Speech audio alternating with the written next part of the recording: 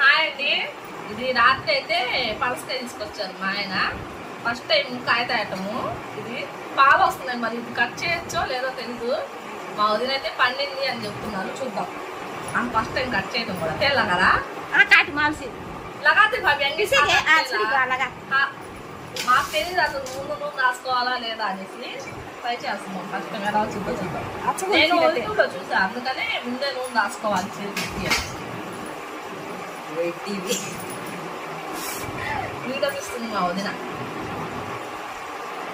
బాగా వస్తుంది, మరి పండిందో లేదో తెలియదు. आड़े काटते कल आड़े क्यों काटते नहीं तस काट बाद में आड़े काटे जा तलम पे का काटेंगे इस्तु बैठते स्तंदे दूध आता है आटे नम चाहता